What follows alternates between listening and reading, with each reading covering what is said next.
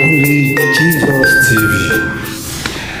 They want to move back to Lagos. With ọmọ Iyabeji ti gòkè. Yeah, máa sọ̀rọ̀. Ló bá mi mute na ọmọ Iyabeji kí Foluke sọ̀rọ̀ tán. So at the end of the day, mami, but thank God put gòkè. Gbogbo every cover, almost 10 million.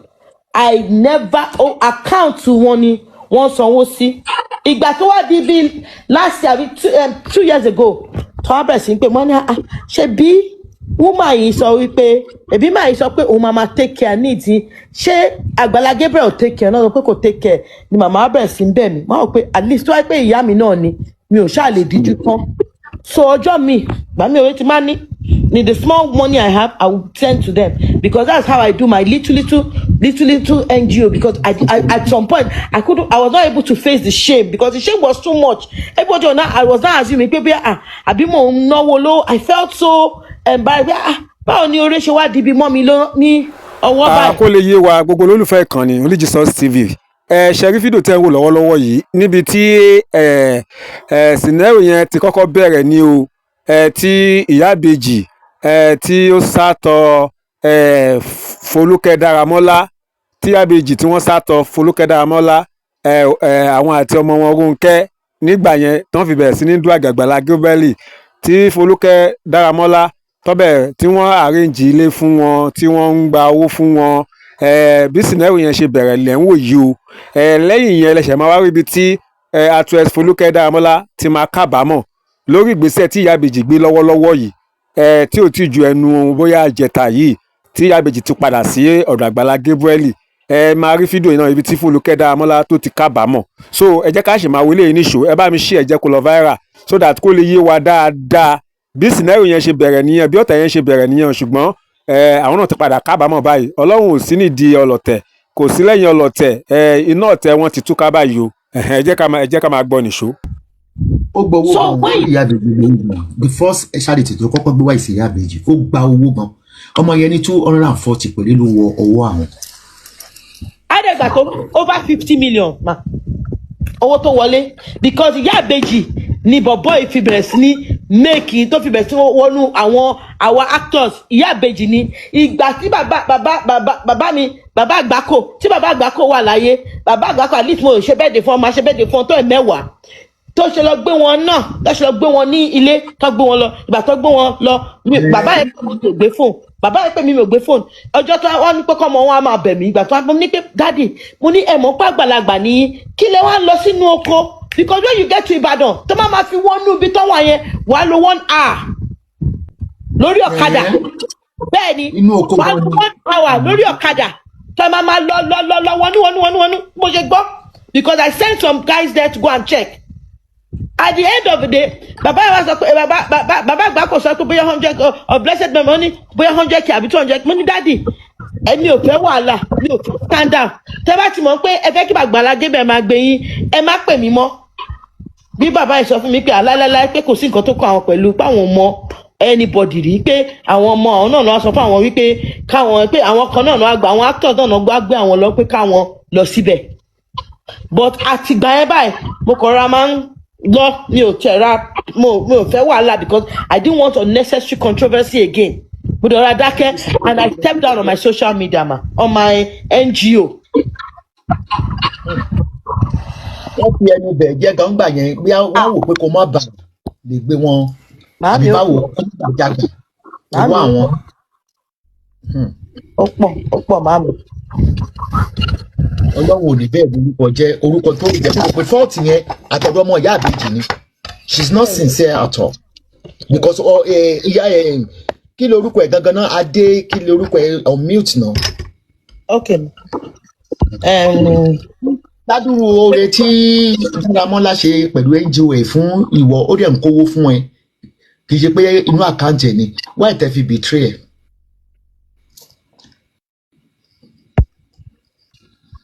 Ọmọ Iyabeji.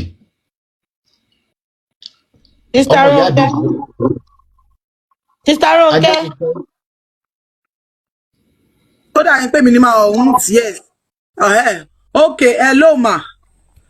Hello, ẹ lè ṣe dágbàlà. Ẹ ṣe mà. nígbà tí ọ̀rọ̀ yẹn ṣẹlẹ̀ mà àwọn ò sí ní Nàìjíríà nígbà tí kíní stroke wọn yẹn bẹ̀rẹ̀.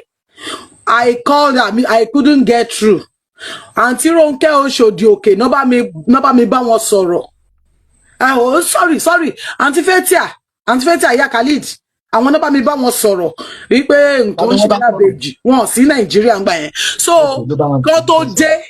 kán tó dé àwọn onítíátà tí wọ́n rí fídíò tí mo ṣe fún wọn nígbà tí wọ́n tẹ́mi wọ́n ti lọ nígbà yẹn, àwọn onítíátà náà gbé màmá síta nígbà yẹn káwọn tó dé. Immediately tó dẹ̀ dé wọ́n take her up. Bó ṣe take her up àkáǹtì màmá ni wọ́n fi síta táwọn èèyàn ń fowó sí. Bọ́ láàrin bí àwọn ṣe gbé wọn ara àwọn tí ó jẹ́ kíní màmá tó jẹ́ ọ̀rẹ́ ìyàwó màmá tó wà ní diaspora, àwọn ni wọ́n rí kíní yẹn lórí kíní wọn náà pè mí. Woman yẹn ó dẹ̀ sọ fún mi pé kí n gbé wọn lọ Ìbàdàn. Mo ní Ìbàdàn mi ò lè gbé wọn torí mi ò lè dá wọn gbé, èmi nìkan ò lè dá wọn gbé. Bọ̀ ìgbà tẹ́nìyẹn tó ti sanwó Uber fún wa pé gbogbo ìgbà tá à ń sọ yìí gan owó tó ti wọlé gan is about 4 million. Bọ̀ ó ṣáà insist pé wọ́n máa kọ́lé fún màmá ni. Pé ibi tí ó ti 4 million lọ, ẹ má bínú. It was about 6.7, almost 7 million. Subsequently, about 7 million. Hello ma. Later, lówó padà wọlé tí mo wá ṣàlàyé fún yín pó ti wọ 7 million. Owó tó wà nígbà yẹn tí mo fi gbé wọn tó wà lọ́wọ́ mi is about 4 million. Tó wà lákàntì wọn is about 4 million. Agbábẹ̀ lọ sí ọ̀dọ̀ Kaznati fún wa ní 500 sí. So from Kaznati lágbàdé ibi by with you pé kí màá yẹn bá wa sọ̀rọ̀ kí wọ́n ṣe nǹkan tá a fẹ́. Kán tẹ̀lé mi at least èmi ní ilẹ̀ tó jẹ́ ilẹ̀ chọ́ọ̀chì tèmi. Èmi ṣáà ni mo nílẹ̀.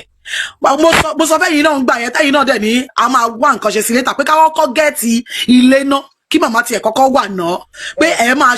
ṣe nǹkan lórí ilẹ̀ yẹn later. So mo tún sọ ti Kòròdú tẹ́ bá wa gbà jáde náà fún wọn pé bí wọn bá lè lọ sátọkọ lọ sí Kòròdú bọ wọn insist wọn tó ń kọ́ mi lójú pé kí n down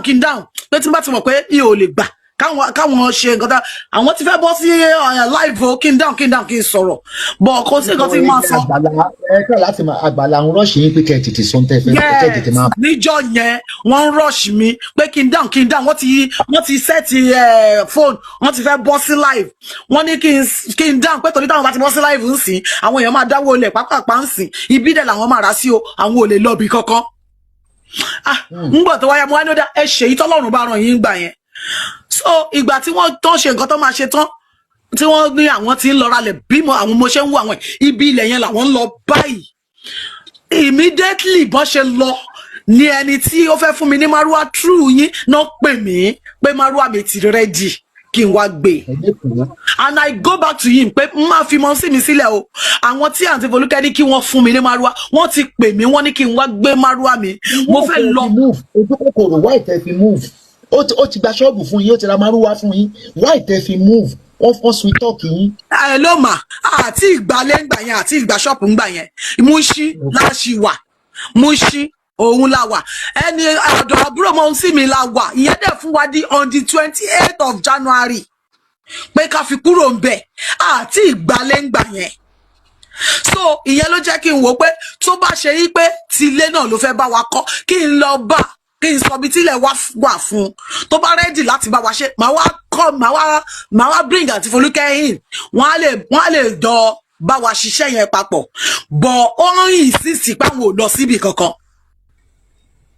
wọ́n insist. So ìjọ́ kejì ni mo ṣẹ̀ṣẹ̀ wá pé àti Folúkẹ́ wá bínú lórí fóònù náà wá ní kí ló ní tí mo gbé màmá yẹn lọ sí Ìbàdàn mo ní ẹni tó ní kí n gbé wọn lọ́nà ló ní kí n gbé wọn pé kódà ẹni yẹn ló sanwó Uber àti Folúkẹ́ bínú gan mo wá ní òkè pé kó má bínú pé mò ń bọ̀ wá bá wọn mò ń bọ̀ wá sílé wọn and I went to her place láti lọ bá wọn bí mo ṣe lọ bá wọn àti Folúkẹ́ ní ohun tí mo ṣe yẹn pé àwọn lè bá mi bẹ́ẹ̀ tiẹ̀ pé wọ́n ní jẹ́ kí n gbé màmá kúrò Ìbàdàn mọ́ mo ní ìyá tèmi ní ọwọ́ mi ni mo fi gbé lọ síbẹ̀ màá gbé kúrò ìjọ yẹn lèmi àti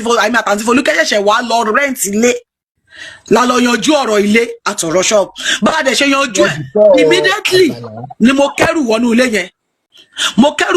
mo yẹ̀ṣẹ̀ wá sí Ìbàdàn ó ní mo wá fagídí gbé wọn tó fa tí wọ́n fi drag wọn gbà yẹn. Kí tó fi fagídí gbé wọn gbogbo nǹkan tẹ́ ẹ ní láti fi treat màmá. Nǹkan tí nǹkan tí mo fi fagídí gbé wọn ni pé nígbà tí mo ti ní ká lọ sí Kòròdú ká wá lọ bá wa kọ́lé sí, wọ́n ní no. Ẹ ká lọ sí Atan tí mo nílẹ̀ sí kẹ́ wá lọ bá wa kọ́ sí, ẹni no, ẹni bíbà yìí lẹ́fẹ́. Mo dẹ̀ wo bíbà yìí mo rí pé inú igbó ni bíbà yìí. Gbogbo àwọn nǹkan àgbà táǹtì Folúkẹ́ gbowó fún wa, ìgbà yẹn lára worker, ìgbà yẹn lára wheelchair, ìgbà yẹn lára gbogbo àwọn nǹkan gbogbo àwọn machine tí wọ́n fi ń ṣe test fún wọn gbà yẹn, ìgbà yẹn wọ́n gba doctor fún wọn, doctor tó wá ń tọ́jú wọn. So gbogbo nǹkan tá à ń sọ yìí pé ká dẹ̀ lè move everything lọ síbi tí Èkó everything wà, kì í ṣe Ìbàdàn. Nígbà tó dẹ̀ ti insist mo dẹ̀ jẹ́ kó yé wọn, mo ní lè dúró bí àǹtí Folúkẹ́ ti gbalé fún wa sẹ́kọ̀ọ́, wọ́n ti gba 2-bedroom flat fún wa. Wọ́n dẹ̀ gbogbo wọn dẹ̀ bẹ̀rẹ̀ sí ní drag mi pé àwọn aláìmoore, àwọn onítíátà yẹn kìnìkan ìbẹ̀ lọ̀rọ̀ yẹn ti wáyé. But mistake tí mo ṣe ń gbà yẹn ò ní pé mo follow ọ̀rọ̀ tẹ́nìyẹn sọ tí mo gbé màmá wá. Mo mọ̀ pé ká ní mi ò gbé màmá wá ni ó possible kí wọ́n má padà ṣe tí wọ́n ṣe fún wa, kí Ọlọ́run dẹ̀ ti ṣiṣẹ́ ọwọ́ ẹ̀. Jẹ́ kí n béèrè, ǹjẹ́ Agbala Gabriel sọ fún yín iye owó tó realize níbi donation yìí? Wọ́n sọ nǹkan kan fẹ́ mi o, wọ́n sọ nǹkan kan fẹ́ mi. Ẹ jọ̀ọ́, màmá wo ni ẹni tó sọ̀rọ̀ yẹn sọ sí? Ọmọ ìyá introduce rẹ̀. Orúkọ mi Ládérónkẹ́, ọmọ Iyabeji Omoaraiyele. Okay. I get it now. So màmá wo ló wá sọ pé wọ́n sọ pé nǹkan tí màmá bá sọ? I just want to understand what you are saying. Mọ́mì mi náà ń sọ, Iyabeji ni mo mí. Okay, go ahead. So ìgbà tí wọ́n gbé yín lọ sí Ìbàdàn tí wọ́n gba físíò fún yín. Rárá o. Kò sí físíò kankan. Gbogbo àwọn tí wọ́n ń rí online tí wọ́n jẹ́ àwọn aba something tí wọ́n ń wá ọ̀pọ̀lọpọ̀ tí wọ́n ń béèrè owó lọ́wọ́ tèmi ni. Whereas gbogbo owó tá a gbà tí àǹtí Folúkẹ́ gbà sákàǹtì wa, àti gbalé, àti gba ṣọ́ọ̀pù, àti ra gbogbo nǹkan tá a fẹ́ rà,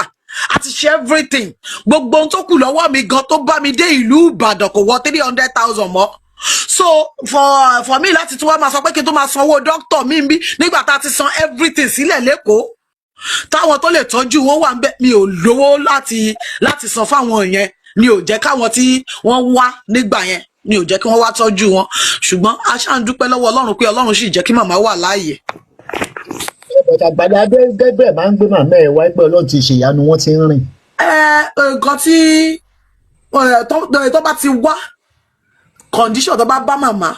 àwọn ń gbé síta, àwọn ò sọ bí wọ́n ṣe bá condition màmá. At least bí 6 months ni màmá fi down, tí ẹsẹ̀ yẹn tó wú tó pọ́n gan tí wọ́n lè rìn for good 6 months tí wọ́n lè dìde, torí wọ́n ti ń dìde lágbára ní tilẹ̀ ní tọlọ́run, wọ́n ti ń dìde tó ti rìn. I will tell you the truth. Gbogbo ìgbà yẹn tí gbogbo wa ń rò pé ṣé bí mi dáwó, gbogbo ìgbà yẹn tá fi ń rò pé okay báyìí ni, ẹ̀yin náà ẹ wá ń bo irọ́ mọ́lẹ̀, ẹ sọ tó jáde. Bó o láti fẹ́ mú òótọ́? Bẹ́ẹ̀ wọ́n lè jẹ́ kí n sọ̀rọ̀ sá, torí ńgbà tí wọ́n drag. Ẹ wá ẹ̀yin gan lẹ̀ ń ṣera yín. Gbogbo àwọn tá à ń help gan,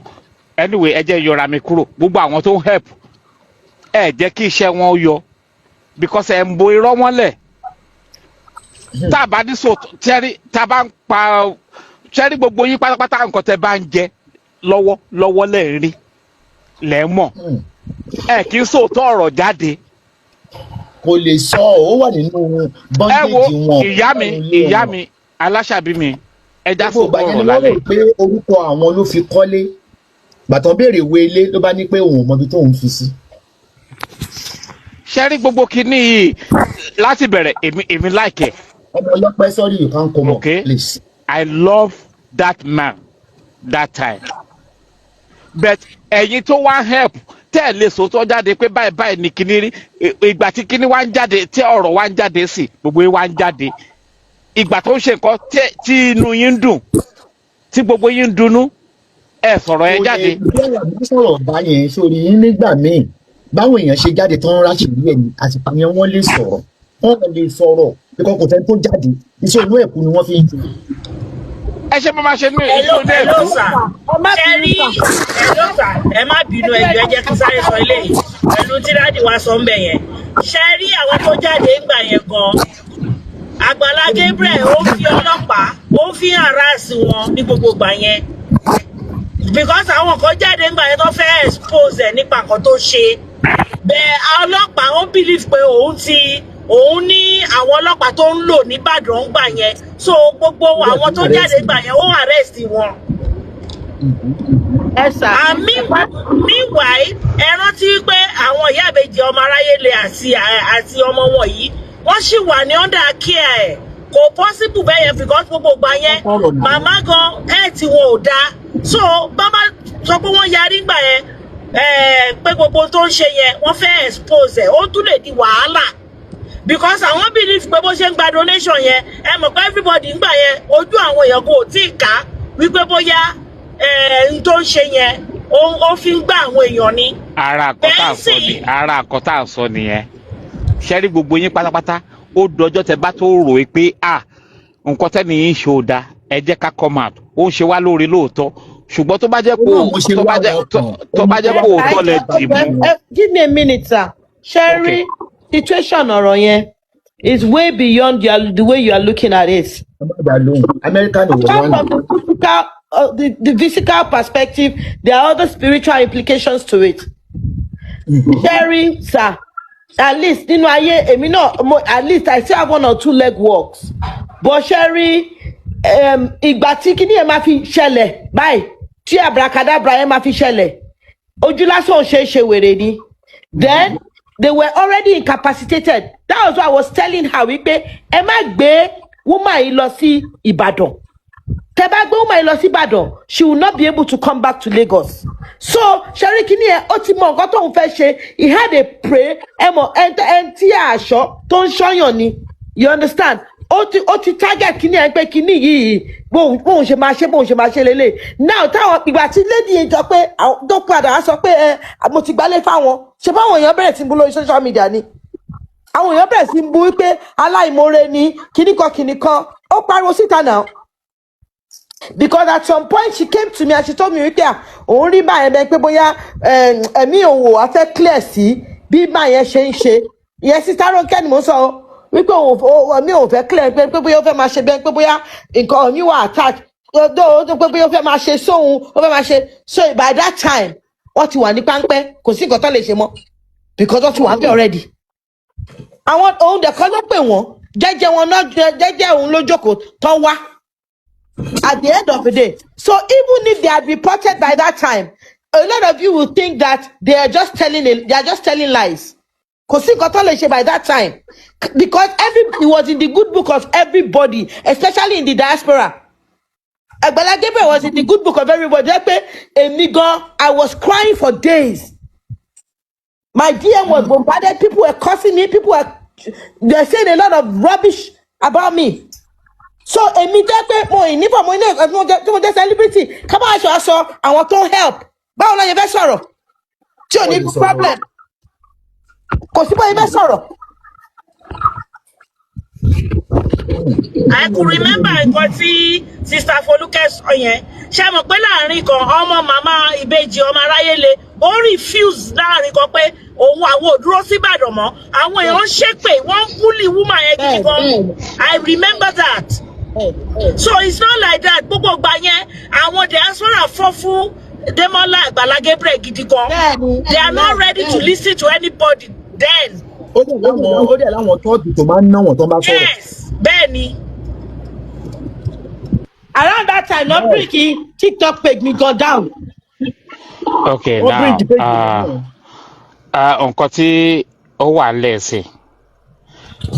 kí ni nǹkan tí àwọn èèyàn I'm not gonna say one person okay ẹ mọ̀ pé mi kì í sọ̀rọ̀ mi kì í dédé gòkè what is the next thing téèyàn lè ṣe ń sìn to settle all this. Because ó sọ pé dìnnà ẹsẹ̀ ẹ jẹ́ kí Dérónkẹ́ tó sọ̀rọ̀ nípa ilé yẹn ṣé ilé yẹn ṣé ti wọ́n ni ṣé wọ́n béèrè ìwé ilé yẹn jẹ́ ká béèrè báwọn wọ́n ṣe ń jẹ tán ṣe mọ̀ níbi tán ilé yẹn wà important okay let's go for that. Okay Dérónkẹ́ over to you. ẹ ṣe màmí ẹ ní dààmú a rí pé à ń rí lé gbé tòótọ́ ṣùgbọ́n ilé téèyàn ò gbàwé sọ́wọ́ báwo lọkàn èèyàn ṣe fẹ́ balẹ̀ lórí ẹ̀ àríwé elégbà ìgbà tí Muyideen jáde tí wọ́n gbé ìwé fún Muyideen mo try láti lọ béèrè fún tiwa náà wọ́n jẹ́ kó yé mi pé wọ́n àṣẹ tí gbà ni àwọn ò rí i so later wọ́n ní kí n má wọrí wọn á bá mi wá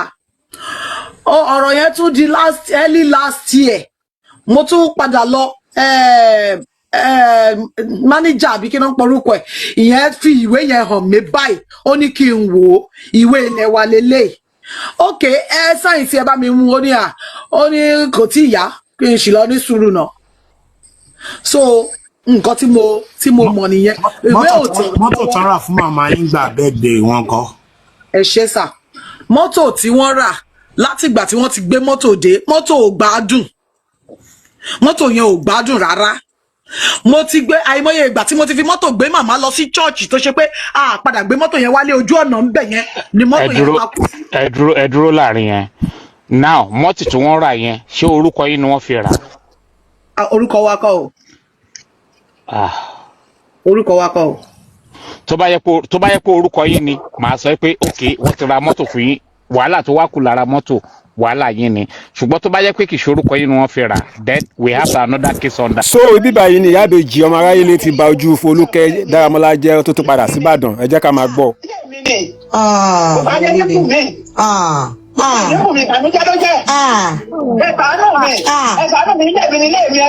apàyàn níyàn màmá apàyàn níyàn màmá màmá gbé fún Foluke gbé fún Foluke ẹ bá gbé fún Foluke ẹ bá gbé fún Foluke. ẹ jọ̀ọ́ nítorí Ọlọ́run mo fi Ọlọ́run ọba bẹ̀yìn ẹ má ever ṣe mistake pé fóònù mi mọ́ ẹ má ever pé fóònù mi mọ́ mo bẹ̀yìn ni ẹ jọ̀ọ́ o don't ever call my phone again. màmá náà ṣẹ̀ṣẹ̀ pè mí ń sìn you did as a last week tí mo sọ fún yàrá màmá ọ̀yá tí mo send owó sí yín ever call my phone again. màmá náà ṣẹ̀ṣẹ̀ pè mí ń sìn tí mo send sí yín. Adéọlá ẹ̀ kò sí àwọn yín jà almost every time I was sending money to you. Yàrá tàbí jọ wọ́n tètè ìbọ̀nsẹ̀ látà rẹ̀ at the end of the day ẹ wá fẹ́ padà sílé màmá wa sọ pé ilé àwọn ni ẹ bù mí gbọ́ kò dá bẹ ṣẹṣẹ o kò dá. àti Foluke ẹni sùúrù àti Foluke. ẹ káàsán sọ. kò ní kẹwàá rí mi. ẹ má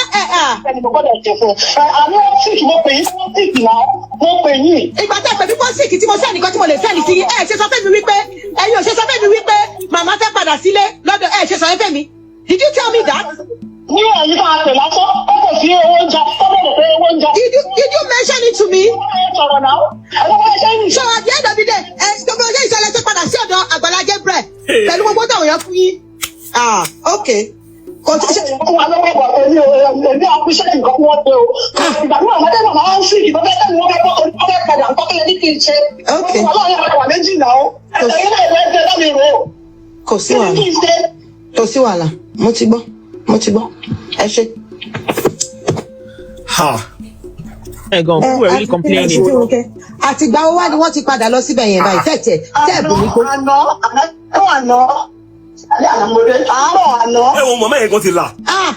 kò sí tó ṣe màmá ti wà ókè. ẹ jọ màmá jẹ́ bá wọn sọ̀rọ̀ please I want to. ẹ fẹ́ pa mí àbí Ọlọ́run wò yín lókè o Ọlọ́run wò yín lókè màmá nǹkan tẹ́ ẹ ṣe yìí èèyàn burúkú nìyí o èèyàn burúkú gbà nìyí. èèyàn burúkú nìyí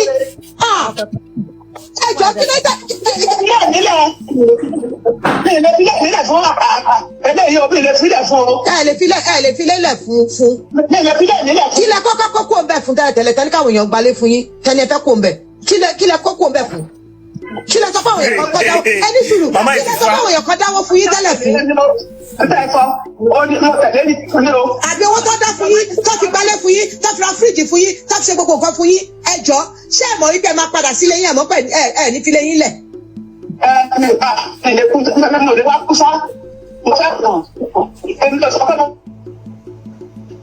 Màmá ní mi lè wá kú ṣá, gbogbo lè tẹ̀sán yóò gbé mi ìṣẹ́ báyìí. Màmá ní abatẹ mi ní fúlẹ̀ nílẹ̀. Àti Foluke orúkọ wo ló ń lò wọ́n? Ọmọ aráyé. Àwọn èèyàn sọ kí ní ìgbọ̀nyàn. Àwọn èèyàn sọ kí ní àwọn ọmọ kẹ́ àná kò kàn tí kò wọlé for this mama. Apàyàn ní yóò màmá. Apàyàn ní yóò màmá. Màmá gbé fóònù fún Ronke, gbé fóònù fún Ronke. Ẹ bá gbé fóònù fún Ronke. Ẹ jọ̀ọ́ nítorí Ọlọ́run mo fi Ọlọ́run ọba bẹ̀yìn. Mo fi Ọlọ́run ọba bẹ̀yìn. Ẹ má ever ṣe mistake pé fóònù mi mọ́. Ẹ má ever pé fóònù mi mọ́. Mo bẹ̀yìn ni ẹ jọ̀ọ́ o. Okay, lọ́dọ̀ mi sójú.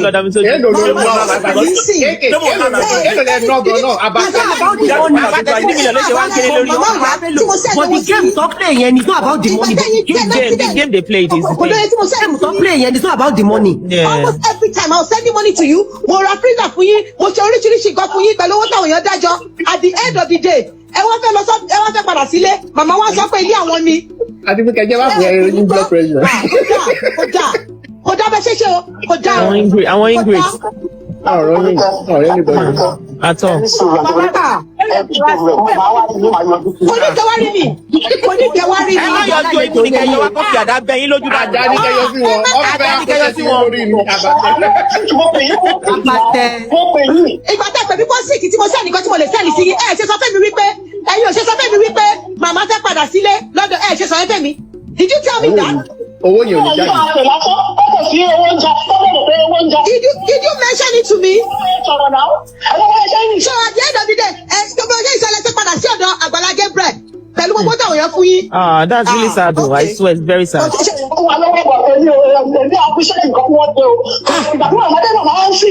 Mo ká òfẹ́ ṣiṣẹ́. Ọmọ àlè yẹn ló sọ̀rọ̀ yẹn o. Ó wà wẹlẹ ń dẹ. Èmi gan wà wẹlẹ látà mo ti wà wẹlẹ. Mo wà wẹlẹ.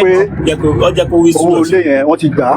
àti owó ṣọ́ọ̀bù. Ẹ mọ̀ pé nígbà yóò insist báyìí pé òun nílẹ̀ kó wá bá òun kọ́lẹ̀ yẹn kó máa lọ ọkọ̀ òun máa ṣe kíní kan. Àrídùnú a bá èmi èkè àti staff Fọlákẹ́ ta tún sọ lórí fóònù lọ́jọ́ yẹn Foluke ta sọ lórí fóònù lọ́jọ́ yẹn pé ó yá o kọ́ ní àwọn fẹ́ kọ́lé sórí ilẹ̀ yẹn fún wọn ni o. Tọ́lá tọ́tẹ̀ nípa àwọn tó máa lọ bá àwọn ọ̀rẹ́ àwọn kan tó wà ní US àbí kíní kankan àwọn tó máa lọ sórí síìtì lọ́dọ̀ wọn pé kọ́ tó bí àwọn tó bá support wọn kọ́ bá wọn fowó kun. Not until later náà tó bá tún wá ní kéèké káwa tún wá bá wọn solicit again because àwọn fẹ́ kọ́lé sórí ilé aláyà àwọ̀ òṣè yẹn wọ́n ń bá àṣeyẹn bíbà ìmọ̀ o 3 million kọ́ lọ fi gbalé. Ní tó fẹ́ gangan nìyẹn kẹ́ kówó yẹn fún owó tó wàá kó fún yẹn ló wà wò pé ẹ máa dẹ̀ ṣe fún yín. Exactly. Owó ló 4 months níbi tó fi jápa. Òun náà ni mo sọ pé Asta mo lè bá yín bẹ́ẹ̀ pé wọ́n ti fi lé mo lè bá yín bẹ́ẹ̀ pé wọ́n ti fi bẹ̀yẹ̀ rẹ̀ wọ́n ti gbowó ẹ̀ lọ́wọ́. Wọ́n ti máa fi rẹ́ǹtì wọ́n gbogbo fi bẹ̀yẹ̀ rẹ̀ wọ́n ti gbowó yẹn jáde. Wọ́n ti yẹn ló ṣú ọjọ́ ti fi bẹ̀yẹ̀ rent àìsàn wọ́n ti fi bẹ̀yẹ̀ rent. Ẹni tí ò ti fún Ronke wò. Ó sì yé mi. Ẹ ti mọ̀ pé láti ilẹ̀ owó ló wà after láti ilẹ̀. Owó yẹn lè àbí òwe really complain about that. Ẹ wo a ní àlejò kan ojú táwọn fi wò òun ni àwọn sọ yìí nígbà tẹ́ bá gbọ́ tán ojú tẹ̀yin bá fi wo ọ̀rọ̀ yìí ẹ jẹ́ ká sọ ní comment section ẹ ṣe ó yá ẹ jẹ́ ká gbọ́ wọn. Tinúkẹ́ mo rò pé ti gbọ́ fídíò yìí mo rò pé nígbà tí ọ̀rọ̀ yẹn ṣẹlẹ̀ nígbà tó ṣẹlẹ̀ tí wọ́n sọ pé Iyabeji Omoaraiyele tó ní àwọn fẹ́ kó níbi tán wà yẹn kì í ṣe pé wọ́n fẹ́ kó òun nìkan tí ó kọ́kọ́ wáyé nǹkan tí wọ́n kọ́kọ́ ń béèrè ní ọwọ́ Foluke náà ni wípé Iyabeji Omoaraiyele pé wọ́n rí ìtọ́jú tó wípé òun kọ́ láti Ìbàdàn òun máa ń lọ sí Èkó òun máa ń lọ wá jíjẹ múmu nígbà tó jẹ́ pé wọn rẹ́ni fún wọn ní nǹkan kan Agbala Gabriel kò kì í fún wọn lówó kò ń fún wọn nígbà kò ń fún wọn láwo òun lòun máa ń lọ tóun bá dẹ̀ tún lọ òun fáwọn ọmọ tiwọn òun lòun tún máa padà wá bọ́ bá síìkì máa lọ máa bọ̀ yẹn wàhálà yẹn ti pọ̀jù fún òun so òun fẹ́ kúrò ní Ìbàdàn wàhálà yẹn ti pọ̀jù fún òun ibẹ̀ yẹn dẹ̀ ní kò ta ọjà kò ń ṣe bí ọjà nítorí pé ẹgbẹ́ chọ́ọ̀chì ni inú igbó ni kì í ṣe ìta gbangba ṣe rí nígbà míì ká máa understand ara wa bọ́rọ̀ bá ṣe wáyé Yorùbá sọ wípé bí ẹyẹ bá ṣe lọ òun náà máa ń sọ̀kù ẹ̀ ṣùgbọ́n understanding no matter tí a bá understand ara wa ọ̀ bóyá àwa wò wípé nǹkan báyìí ni mo fẹ́ ṣe fún lágbájá yìí a béèrè lọ́wọ́ lágbájá pé kí ni nǹkan tẹ́ ẹ fẹ́ gangan ọ̀rọ̀ yóò ti tó sí méjì Tinúkẹ́ tó wá ń dúró ti màmá ẹ̀ tó ń mójú tó màmá yẹn Tinúkẹ́ ní òun ò lè dúró nínú ibẹ̀ yẹn mọ́ òun nídìí láti lọ sí ìta bí Èkó láti lọ ṣiṣẹ́ wá jíjẹ múmu òun kan náà lè lòun tó fẹ́ mójú tó màmá débi pé àwọn ọmọ òun lọ́wọ́ pẹ̀lú màmá òun ò lè dúró nínú igbó yẹn mọ́ òun fẹ́ bọ́ síta òun fẹ́ lọ ṣiṣẹ́ òun fẹ́ wá ṣiṣẹ́ lọ ṣùgbọ́n màmá ti dàgbà màmá ti dàgbà wọ́n wá béèrè pé ilé ńkọ́ báwo lẹ ṣe fẹ́ ṣe wọ́n ní kò sí ìwé ilé orúkọ àwọn ò sí lórí ilé àwọn dẹ̀ béèrè lọ́wọ́ Agbala Gabriel nǹkan ní ó sọ wípé kò tí ì yá ní ọ̀dọ̀ ti tèmi ní ìgbà yẹn kò ń ṣe wípé kí wọ́n lọ rẹ́ǹtì ilé ṣé mọ̀ pé èmi náà jáde mú sọ wípé tó bá yẹ pé ilé tó máa bá wọn rí yẹn tó bá jẹ́ nǹkan tó yẹ pé ilé tó yẹ pé wọ́n máa ṣẹ̀ṣẹ̀ ṣe fún wọn ni bóyá wọ́n rí ibẹ̀ ni wọ́n ra ibẹ̀ ni wọ́n bedroom wọ́n bá wọn tún ṣe ó jẹ́ titi wọn because kò lè wà convenient pé àwọn èèyàn náà máa dá owó ilé lọ fún wọn níbẹ̀ yẹn àkọ́kọ́ nìyẹn ìkejì kò lè wà convenient pé àwọn èèyàn náà máa dáwọ́ jíjẹ múmu owó hospital owó gbà owó àwo fún wọn ṣùgbọ́n tó bá yẹ pé ibẹ̀ yẹn ó jẹ́ titi wọn àwọn ni wọ́n ní wọ́n ti mọ̀ pé àwọn ò sanwó ilé ìjọ tó bá rí owó náà san bàbá rí san bàbá palẹ̀ mọ́ náà lọ wọ́n á máa lo àtùpà wọ́n á máa lo rechargeable wọ́n á máa lo gbogbo ẹ̀ wọ́n ti mọ̀ wípé kán jẹ kán mu kán tọ́jú Iyabeji Omoaraiyele òun nìkan ló máa jẹ́ titi wọn ìkejì ní pé màmá yẹn mọ̀ wípé orí àwọn lọ́ fi bẹ̀ yẹn sọ ẹ lè sọ pé kí màmá kọ̀ fi lélẹ̀ màmá ò lè fi lélẹ̀ fún Agbala Gabriel nítorí pé gbogbo àwọn èèyàn lágbàáyé ni wọ́n kọ́lé fún màmá Omoaraiyele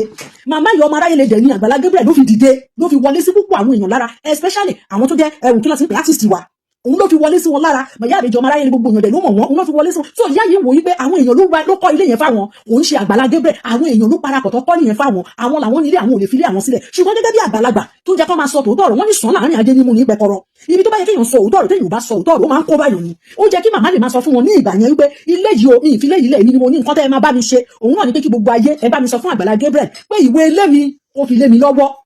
ìwé ilé yìí kó fi lé mi lọ́wọ́ mi ìfilé yìí lẹ̀ o ó jẹ́ kó máa rán báyìí kókókó là ń rán fa ibi tí ọ̀rọ̀ yẹn ti dàpọ̀ mọ́ra wọn Iyabeji Omoaraiyele ló nílé Agbala Gabriel ní àwọn èèyàn dáwọ́ fún kó bá kọ́ ilé wọ́n sì ti kọ́ ilé ẹ̀tọ́ ẹ̀ náà ní pé kó mú ìwé ilé wọn lé wọn lọ́wọ́ nígbà tí wọ́n fi ń sọ yẹn pé kò mú ìwé ilé fáwọn tí Tinúkẹ́ ń sọ ohun tó jẹ́ kí gbogbo èèyàn parupọ̀ sí kí gbogbo èèyàn bá wọn sọ kí Iyabeji náà dẹ̀ máa sọ fatafata lórí fọ́nrán ní pé ẹ jọ̀ọ́ ẹ bá mi mo appreciate Agbala Gabriel nǹkan tó ṣe òun lọ́lọ́run lò ní sábàbí ṣùgbọ́n ìwé ilé yìí ẹ jọ̀ọ́ ẹ bá mi bẹ̀ Agbala Gabriel kó mú ìwé ilé mi kó mú lé mi lọ́wọ́ èyí ni gbogbo àwọn èèyàn kọ́lé fún mo appreciate gbogbo nǹkan tó ṣe mi ìrè ní kó continue pé òun náà ní kó máa gbọ́ bùkátà ilé ayé mi lọ torí èmi náà ṣáàbímọ ìwé ilé yẹn ló jẹ́ kọ́kọ́ ṣe kí ni gbogbo àwọn èèyàn pé ilé mi wọ́n mọ̀ pé ilé yín ẹ̀sìn kílẹ̀ mọ́ ẹ̀ ilé mi náà ni èmi làwọn èèyàn kọ fún ìwé yẹn ló jẹ́ kí wọ́n kọ́kọ́ ṣe kí ni kán fáìtì fún kán pe Agbala Gabriel ibi tó bá fẹ́ jọ lọ kán máa yanjú ẹ̀ tó fi di pé ìwé ilé wọn á mú lé wọn lọ́wọ́ bó ṣe mú ti mú ìdí ìlé lọ́wọ́ bó tẹ̀ jẹ́ pé wọ́n ní ẹ mú ìdí ní olé lónìí òun kọ́ lónìí lẹ̀ oríṣiríṣi náà là ń gbọ́ wọ́n mú ti ìwé ilé wọn náà kán mú lé wọn lọ́wọ́ bó ṣe mú ti mú ìdí ìlé lọ́wọ́ tó bá wá mú lé wọn lọ́wọ́ wọ́n lè tilẹ̀kùn lé wọn ibi tó bá gbalé sí fọ́mọ wọn kán tẹ̀lé lọ ìjọ tí ìyá tó bá wù pé kó wá sílé tiẹ̀ kọ́mọ ẹgbẹ́ wá kó wálé tó bá lẹ́ni tó fẹ́ dúró tì wọ́n ó yá wá sọlídé ni ó yá wá nàjú ń bẹ̀ ni kán nàjú kán tún gbogbo ẹgbẹ́ ilé ṣe kán tún ilé ṣe kán tún gbogbo ẹ̀ ṣe tó bá tún fẹ́ lọ sọ́dọ̀ ọmọ ẹ̀ kó tún lọ sí ọ̀dọ̀ ọmọ ẹ̀ ilé tó dẹ̀ gbà fún wọn ní Èkó náà ní kì í ṣe Iyabeji Omoaraiyele lè gbà fún nítorí pé kí ni ìyá yẹn ọkùnrin ò sí nílé tó gbé lọ ní Èkó ilé tó kọ́ fún ìyá lòun nílẹ̀ nígbà tó síìkì ó lòun nílẹ̀ olóhùn kọ́lé láyé mu ó ní iṣẹ́ àwọn ọmọ lòun ṣe títí tó fi wá di ẹni tó síìkì Ọlọ́run wá ṣe ìyá wá nílẹ̀ wọ́n kọ́lé fún ẹ wá ní kẹ́ẹ̀dì ìyá yẹn kò lẹ́ ní èrè kó ń bẹ̀ níbi ilé yẹn ní èrè kó ń bẹ̀ ó lè tẹ̀lé ọmọ ẹ̀ nígbà yẹn gẹ́gẹ́ bíi pé ohun tó ọmọ ẹ̀ fẹ́ kan gbalé fún wọn torí pé tó bá gbé ọmọ yẹn náà òun náà ó tẹ pámọ́ṣẹ́ ó ń ṣiṣẹ́ ó lè rẹ́ǹtì yàrá kan kò ní pé gbàjarè ń pé bó bá fẹ́ kó àgbèyẹ wọn á lọ síbi tó yẹ kán lọ tó bá dẹ̀ dé wọ́n tún dé náà ni wọ́n lè lọ ṣe wọlé Agbala Gabriel bá fún wọn wèlé wọn pariwo síta ṣùgbọ́n torí pé òun náà àrídìí níjẹ màdàrú ni torí tí ò bá jẹ́ bẹ́ẹ̀ ni tó bá sì gba yàrá kan lẹ́kọ̀ọ́ tó lọ ń ṣiṣẹ́ tó gba yàrá kan kò sówó olé sísan ṣùgbọ́n nítorí pé ṣe mọ̀ pé ìnáwó ẹnu ni Ọlọ́run márùn wá tí èèyàn bá ń bọ́ ìyà ó ń bọ́ àwọn ọmọ ẹ̀ òun náà kò ń ṣe pé ó ní ọkọ òun náà ń bá àwọn ọmọ ó ń bọ́ ìyà ó ń bọ́ gbogbo ẹ̀ ọwọ́ lè kún ẹ má jẹ́ ká purọ́ fúnra wa ọwọ́ lè kún òun náà ṣe pariwo síta ṣùgbọ́n tó bá jẹ́ kéèyàn fáìtì fún ní kéèyàn fáìtì fún ohun tó bá jẹ́ kéèyàn rún ló jẹ́ kéèyàn rún wípé ẹ bá wa bèrè ìwé ilé wa lọ́wọ́ Agbala Gabriel tí bá tiẹ̀ ní mo lọ sí Èkó náà ń sìn yín tí màmá bá fẹ́ wá wọ́n lè fẹ́ wá kán wá nojú àwa náà lè wá nojú ilé màmá ni tá a bá tiẹ̀ lọ sí Èkó náà báyìí kàṣà wọ́n á ṣáà máa wá ibi tá a dẹ̀ fẹ́ gbà yín fẹ́ fi ràn mí lọ́wọ́ ni nítorí pé ọwọ́ kún mi báyìí ni ohun tó bá dẹ̀ ti mú wọn tí wọ́n ti bá wọn gbalé kò ń ṣe Foluke ló tún gbọ́dọ̀ máa jíjẹ múmu kójú òun náà ló máa ṣe àwọn tó kù ń kọ́ nígbà tó bá ṣe tọ̀dọ̀ wọn tó takú tì lọ́rùn tán takú tì tọ̀dọ̀ wọn lọ́rùn àwọn míì tán tún ní ìdìrànlọ́wọ́ ń kọ́ gbogbo nǹkan tá a bá fẹ́ ṣe ẹ jẹ́ ká ṣe pẹ̀lú làákàyè ẹ jẹ́ ká ṣe pẹ̀lú àníyàn tó dáa tí gbogbo ẹ̀ tá a bá ti ṣe pẹ̀lú làákàyè tá a ṣe pẹ̀lú àníyàn tó dáa kò ní sí wàhálà ńbẹ̀ sísí Foluke Daramola ẹ má bínú ṣẹ́rí gbogbo ọ̀rọ̀ yìí ọmọ ti dàpọ̀ ní másì màmá ò lè fi lé sílẹ̀ gbogbo àwọn tó bá dẹ̀ expect pé ẹ̀yà yẹn ṣèbọ́sí láwọn òfẹ́ lé mọ́ wọn ò sọ fún yín pé àwọn òfẹ́ lé mọ́ wọ́n ní Agbala Gabriel kò mú ìwé ilé láwọn lọ́wọ́ nígbà tó ń lọ béèrè Tinúkẹ́ ni ó sọ wípé kò tí ì yá ìyẹn ló jẹ́ kó bá béèrè lọ́wọ́ Agbala Gabriel nígbà yẹn pé ìgbà wo ló fẹ́ mú ìwé ilé wọn lọ́wọ́ nítorí pé àwọn ló ké gbàjarè fún ayé tó fẹ́ kọ́lé ìfún kí ló wá dé nsìn tí ìwé ilé tí ò tí ì yá ohun tó yẹ kọ́kọ́ fight ìyẹn kí ìyá yẹn gba ìwé ilé tó bá wà wọ́n láti help ọmọ wọn wípé ó fẹ́ gbalé sẹ́kọ̀ọ́ á lè béèrè lọ́wọ́ ẹ̀ ṣé màmá máa dúró níbàdàn àwọn èèyàn máa dúró tì wọ́n tí wọ́n bá gbalé wàá máa lọ wàá máa bọ̀ ṣùgbọ́n nítorí pé Tinúkẹ́ mọ̀ wípé wọn ò lè dá owó fún kóun kọ́kọ́ fi gbalé torí kì í ṣe pé ó gé lápá kò gé lọ́wọ́ kò gé lẹ́sẹ̀ torí ẹ̀ lọ́ ṣe fi ti màmá gbáǹdì wọ́n fi ti màmá gbáǹdì ni kí ó lè rẹ́ni san owó ilé ibi tí ó fẹ́ gbà owó lè kún lóòótọ́ ọwọ́ lè kún iṣẹ́ máa lọ dáadáa máa lọ Ìbàdàn máa bọ̀ òun ọmọ màmá ọmọ àwọn ọmọ tiẹ̀ náà òun náà dẹ̀ lọ́kọ báwo lẹ ṣe fẹ́ kó ṣe ọwọ́ lè kún ṣùgbọ́n jẹ́ kó láhàn ní báyìí ní bàtà ń ké ló tún fẹ̀ kọ́ láhàn gbogbo ayé ibi tó ń lọ kò ní dàbí tó ń purọ́ bẹ́ẹ̀ sí sílẹ̀ Foluke Daramola náà kò dẹ̀ ní máa feel betray wọn betray ẹ̀ torí pé ẹ̀mí màmá yẹn wà ń bi ilé yẹn pé orúkọ mi ni wọ́n dé ní mo mọ iye ọjọ́ tí mo fi gbénu gbó orúkọ mi ni wọ́n dá lórí ilé yìí tó wọ́n kọ́lé fún mi ṣe máa wá fi ilé yìí lẹ̀ ni òun ló ṣe ń kárẹ̀ bá màmá yẹn pé ṣó máa fi ilé yìí lẹ̀ ni màmá dẹ̀ ń bèèrè fún pé káwọn dàgbà sínú ilé àwọn báwọn ti ẹ̀kú káwọn kú sínú ilé àwọn káwọn má kú sí ilé onílé dẹ́ni ibi tó ń gbà yẹn náà kù sí bó ṣe lè ń kórí wọ́n gbàbẹ̀ ni kì í ṣe òun ló gbàbẹ̀ ọkọ màmá yẹn wà ń bẹ̀ wípé tó bá láwọn òróró dá fáwọn mọ́tò máa fi sanwó ilé ṣọ́ máa láwọn síta ni so àgbàlagbà ni wọ́n ń tẹ́ ni wọ́n rò pọ̀ òun ló ṣe ń sìkì tó ń mí kanlẹ̀ lórí ẹ̀ tó dẹ̀ sọ fọ́mọ wọn pé ànílé yèmí lọ́ fi sọ̀rọ̀ èmi ni mo ní ilé mi lọ́kọ́lé fún wọn ilé tèmi náà wà ń bẹ̀ ibi ìbàjẹ́ kì í ṣe wọ́n lóní wọ́n bá wa sanwó ẹ̀ ní ó lè dín lọ́la sí tó àbá rówó ẹ̀sán tí wọ́n ní ò lágbára ṣọ́tún wa wá tì wá síta ni níbo la tún fẹ́ bẹ̀rẹ̀ níbo la ti fẹ́ gbà níbo la ti fẹ́ bẹ̀rẹ̀ òun ni màmá ṣe ń sìkì tó ṣe ń mí kanlẹ̀ tó ń mí kanlẹ̀ nígbà tó lè mú mọ́ra mọ́ lọ́ ṣe sọ̀rọ̀ síta sísí Foluke Daramola ẹ má bínú sí màmá Iyabeji Omoaraiyele ṣẹ́rí Àtinúkẹ́ fúnra rẹ̀ òun gangan ló ń fi màmá ẹ̀ kọ́fà torí tó bá sọ tinú ẹ̀ pé màmá ẹ̀yin lẹ́ni ilé ẹdúró bí àwọn ọmọ kọ́ wà bí èmi á máa lọ màmá bọ̀ káwọn ọmọ yẹn máa lọ iléèwé gbogbo nǹkan tó bá yẹ jíjẹ mú nǹkan tó bá lè rí kí màmá náà máa tà ń bẹ̀ kọ́ máa tà tó bá dẹ̀ pé Ìbàdàn lòun náà fẹ́ dún kó máa jáde lọ síta níbàdàn kó lọ ṣiṣẹ́ kó padà wá kó mú kan nínú méjèèjì ṣùgbọ́n ó fẹ́ happy cake ó fẹ́ hit at the same time kò lè possible òun ló ṣe ń kó màmá yẹn sí wàhálà Àtinúkẹ́ gangan òun ló ń kó màmá ẹ̀ sí wàhálà òun ni kò lè jókòó kó decide wípé má mi nǹkan báyìí la máa ṣe ẹ ti dẹ́yìn lọ fún kọ́lé yìí fún ẹ̀yin lọ́kọ fún ẹ jẹ́ ká ṣe wàhálà ká gba ìwé lẹ́yìn tá a bá ti gbà á gbogbo bí ta bá fẹ́ lọ lẹ́kọ̀ọ́ bó jẹ́ yàrá kan náà la fẹ́ gbà ní à ń gba yàrá kan yẹn ìjọ tó bá wà kábàṣọ lè dé àmà wá bàdàn ọkọ màmá ẹ̀ máa papọ̀ wípé ilé mi sì wà ń bẹ̀ èmi ni mo ní ṣùgbọ́n sí ọkọ màmá yẹn sọ wípé wọ́n tún ti gbalé yìí lọ́wọ́ àwọn Agbala Gabriel ti gbalé yìí lọ́wọ́ àwọn ibi táwọn dẹ̀ wá yìí náà ń sìn wọ́n ń dáwó fáwọn ni àwọn fi gbalé ní ìjọ tó bá ní kò sówó dé mà báwọn síìkì wọn ò rówó wọn ṣe gbámọ́ wọ́n bá tún wá ti àwọn síta ṣé kò ní jẹ́ pé bátò zero ni square one back to zero back to square one ni so sísí Foluke Daramola ẹ má bínú ohun tó yẹ kẹ́ ẹ ṣe ní tẹ́ padà bá wọn lọ ṣe tẹ́ ẹ bá wà lọ ṣe kí Tinúkẹ́ náà òun náà ní fóònù lọ́wọ́ kóun náà bọ́ sórí fọ́nrán kó ṣe àlàyé rẹ̀ pé ẹ jọ ẹ bá wa bẹ̀ Agbala Gabriel ìwé eléyìí ọkọ lọ bá Agbala Gabriel tí ò bá dẹ̀ ní lọ́ba kó pe àwọn tó bá mọ̀ kán lè bá sọ ìwé eléyìí màmá ni wọ́n kọ fún kànjọ́ wọ́n mú ìwé eléyìí lé màmá lọ́wọ́ màmá sì wà láyé sí kọ́lọ̀ jẹ́ kọjọ màmá sì dalẹ̀ màmá sì wà láyé tó bá ti mú ìwé eléyìí màmá kọ́kọ́ ilé lọ́wọ́ Tinúkẹ́ bọ́bá tiẹ̀ máa fà á agbára dura wọn lọ kóòrò dáadáa so yẹn ni màmá yẹn fẹ́ fight fún right wọn kó tó di pé gbogbo nǹkan ó bọ́ sórí ẹ dẹ̀ jẹ́ kí màmá yẹn kó fight fún right gbogbo ẹ̀yin tẹ́ bá lè help màmá kó fight fún right wọn k'Agbala Gabriel kó mú ìwé ilé màmá yẹn kó mú lé wọn lọ́wọ́ òun ní ẹni màmá yẹn àti ọkọ màmá yẹn ló lè sinmi òun ló lè sinmi ṣùgbọ́n màmá mọ̀ pé bí o tẹ̀ múlẹ̀ àwọn táwọn bá wà bẹ́ẹ̀ káwọn dàgbà síbẹ̀ tọ́lọ̀ ń jẹ́ pé ọjọ́ kalẹ̀ síbẹ̀ bí Agbala Gabriel bá ti fẹ́ múlẹ̀ tọ́mọ àwọn bá ké gbàjarè àwọn èèyàn á dìde sáwọn ọmọ àwọn bọ́ ṣe dìde sí kí láti ń polúkọ ẹ̀mú ìdí nì bọ́ ṣe dìde sí ọmọ kan àwọn tó tún jẹ́ kinní tí wọ́n ṣe kinní fún yìí bí wọ́n ṣe dìde sí gbogbo wọn pé àwọn ọmọ Nàìjíríà lè dìde pé ṣèbí ìyá ilẹ̀ kọ́lé fún ẹ̀mú wèé lé fún àwọn ọmọ ẹ̀ ó dẹ̀ ṣeé ṣe kó jẹ́ pé kán sin àwọn náà kán sin wọn síbẹ̀ fáwọn lọ́nilé tó ìyá yẹn nǹkan tó jẹ́ kí ẹ̀mí ìyá kó máa dààmú nìyẹn Ọlọ́run dẹ̀ ní da gbogbo aláàmú ẹ jẹ́ ká try láti understand màmá ṣùgbọ́n Àtinúkẹ́ fúnra rẹ̀ òun ni gẹ́gẹ́ bó ṣe sọ kó mú ọ̀jẹ́ ìfosùn dáadáa kò easy o àmọ̀ pé kò easy màmá wà ń bẹ̀ àwọn ọmọ tiẹ̀ náà wà ń bẹ̀ òun náà dẹ̀ lọ́kọ ẹni understand o ṣùgbọ́n jù bẹ́ẹ̀ lọ náà òun náà kò mú ṣòkòtò ẹ̀ kó mú gírígírí kó pa ọkùn ẹ̀ pọ̀ sí ọ̀nà kan kí òun àti màmá ẹ̀ ohun tí màmá bá dẹ̀ sọ fún gẹ́gẹ́ bí màmá ohun tí àgbàlagbà bá rí lórí ìjókòó tí ọmọdé bá gungi kò lè rí kó má rò pé òun smart ju màmá yẹn lọ kò smart ju màmá ẹ̀ lọ ó dẹ̀ àlọ́mọdẹ̀gbẹ́ ẹgbẹ́ òṣèlú ọmọ tó bá yẹ pé gbogbo wàhálà táwọn ìyá yẹn ṣe Ọlọ́run ní kọ́kọ́ àkọọ́lẹ̀ káwọn náà ní nǹkan ni gbogbo ọ̀rọ̀ wọn ní bó ṣe rí àmọ́ alhamdulilayi àbọ̀rọ̀ mi ò yẹ yín sìn adúpẹ́ fọlọ́run tó bá ní tìyẹ́ pọ̀ téèyàn bá tún rí tọmọ ẹlòmíì a máa ṣọpẹ́ ni kọ́lọ́run kó fọ gbogbo àmọ́ ṣe kó dúró tì wá kó ṣàánú wa Ọlọ́run má dálẹ̀ yẹ wálé sílẹ̀ fún ọmọ aráyé ṣe ẹni tí ẹ̀hún kò ní kí lọ́ọ̀tì ní pé kí ó má ní ẹnu ọ̀rọ̀ ní orí wa tí Agbala Gabriel tó ní ilé tó láwọn ò lè gbé inú igbó ní inú gbá ni wọ́n bá láwọn ò lè gbé ti kọ síbẹ̀ fún wọn àwọn dẹ̀ ló ní ìwé ilé wọn ní kẹ́ mú lé wọn lọ́wọ́ ẹ fa nǹkan tó bá jẹ́ tiwọn ẹ fà lé wọn lọ́wọ́ wọ́n fẹ́ gbébẹ̀ wọn fẹ́ gbébẹ̀ kò kan anybody tó bá fẹ́ gbébẹ̀ fine tó bá fẹ́ gbébẹ̀ fine wọ́n ti kọ fún wọn kò sí ní tẹ́ fẹ́ ṣe sí yẹn àgbáyé dẹ̀ ló kọ kì í ṣe Agbala Gabriel àgbáyé ló kọ ẹ̀ẹ́dẹ̀ lè máa sìn wọ́n lọ for life ń táwọn ọmọ èèyàn tá a ní nìyẹn tẹ́ bá ti ṣoore ẹ lànà bí nǹkan yẹn ṣe máa ṣe kíní ẹ̀yin ọmọ náà yá nǹkan báyìí máa ṣe nǹkan báyìí àní lè ṣe mọ́ ṣùgbọ́n kẹ́ máa expect kára wọn máa yà àwọn nìkan wá fún yín lówó kára máa ṣe kíní kan àwọn nìkan mówó wá iṣẹ́ àwọn náà máa tún máa lọ pé àwọn èèyàn ní pé gbogbo ohun tẹ́ ń bá Agbala Gabriel náà sí nìyẹn wọ́n bá fẹ́ ṣu sáwọn èèyàn lẹ́ máa pè tó bá fẹ́ tọ̀ sáwọn èèyàn lẹ́ máa pè Ọlọ́run kó ṣàánú wa kó dúró tì wá kó kọ́ gbogbo wa mọ̀ ń ṣe Ọlọ́run kó tó gbogbo wa ní ìtura kó sáré tí máa ń dá láwọn o ṣùgbọ́n bó ṣe wọn Ọlọ́run òun ló ń ṣọlá Ọlọ́run kó ṣe dáadáa fẹ́ni kankan ẹ bá ń fọ́lọ̀ tẹ́ bá mi láìpẹ́ lójoojúmọ́ eré gbàgbé. tó ọ̀rọ̀ láti gbọ́ yìí o so gbogbo ẹ̀yin tàdíjọ́ wo fídíò yìí mo kí wa ọ̀ ẹ ṣeun gan lọ́pọ̀lọpọ̀ kí lẹ̀yin rí sí oníwà sọ ẹlẹ́yìn sọ tèmi bá máa sọ ní tèmi síbẹ̀ náà ohun tí Iyabeji Omoaraiyele ṣe kò dáa ohun tí ò dáa kò lórúkọ méjì kò dáa ni tí Rónkẹ́ tó bá tẹ̀ lójú kòkòrò tó ń tìyìn wọ́n ní Yorùbá sọ pé ẹni ta kọ́ níkà tó hùwà ìkà ó fẹ́ tinú ẹ̀ ṣe ni Iyabeji Omoaraiyele wọn ò hùwà ọmọlúàbí rárá ó kù díẹ̀ káàtó gan ẹni tó bá bí nínú ohun tí mo sọ yìí kó má bínú o ṣùgbọ́n ó yẹ ká bára wa sọ eléyìí tó ń jẹ́ òótọ́ ọ̀rọ̀ ṣùgbọ́n jẹ́ ń dúró níbẹ̀ yẹn ohun tẹ́yìn bá rí sí Iyabeji Omoaraiyele wọ́n ti padà ṣá sí ilé wọn ní Ìbàdàn Agbala Gabriel ò dẹ̀ lé wọn o kò ní wọ́n ṣe padà ṣùgbọ́n ohun tẹ́yìn náà bá wá rí sí ẹ jẹ́ kí á pàdé comment section ṣé wọ́n máa ní ìmọ̀ ládùúgbò yẹn gan pàápàá pẹ̀lú àwọn ìwà tó ti kọ́kọ́ wù